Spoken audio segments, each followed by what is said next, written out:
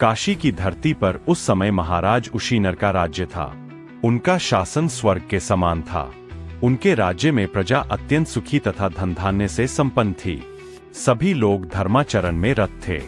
किंतु देवताओं के राजा इंद्र के मन में एक प्रश्न उठ खड़ा हुआ, क्या सचमुच यह मनुष्य इतना धर्मनिष्ठ और त्यागी है? उन्होंने अग्निदेव के साथ मिलकर उसकी परीक्षा लेने का निश्चय किया। एक दिन राजमहल के प्रांगण में महाराज सभा लगाए बैठे थे। अचानक आकाश को चीरती हुई एक चीख सुनाई दी। एक घायल कबूतर लहूलुहान पंखों के साथ राज सिंहासन की ओर भागा और कांपते हुए महाराज की गोद में आ गिरा।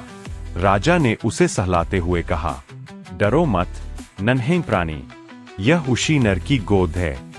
अब तुम्हें कोई छू भी नहीं सकता। एक विशालकाय बाज अग्नि की ज्वालाओं सा दहकता हुआ वहां उतरा। उसकी आंखें भूख से लाल थीं। उसने कहा, यह कबूतर मेरा आहार है। देवताओं की व्यवस्था है कि कबूतर बाज का भोजन बने। यदि तुम इसे बचाओगे तो मेरे भूखे परिवार का विनाश होगा। यह धर्म नहीं, अधर्म है। यदि आपको कबूतर पर बड़ा स्नेह है तो आप मुझे कबूतर के बराबर अपना ही मांस तराजू पर तौल कर दे दीजिए। राजा ने शांत स्वर में कहा, हे बाज, यह अब मेरी शरण में है, मैं इसे नहीं सौंप सकता। राजा ने कहा, बाज, तुम अपनी तृप्ति के लिए मुझसे इच्छानुसार मांस ले सकते हो। ऐसा कहकर राजा उशीनर ने अपनी तलवार निकाली और बिना भय, बिना पीड़ा के अपने शरीर से मांस काटकर तराजू पर रखना आरंभ कर दिया। सभा में कोलाहल मच गया। रानियां विलाप करने लगी। राजा का वह साहसपूर्ण कार्य देखकर पृथ्वी कांप उठी। चारों ओर बादलों की घटा घिर आई।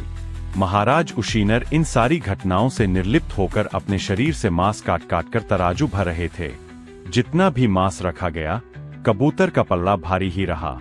राजा ने अपनी भुजाएं, पिंडलियां सब काट डाली, पर तराजू संतुलित न हुआ।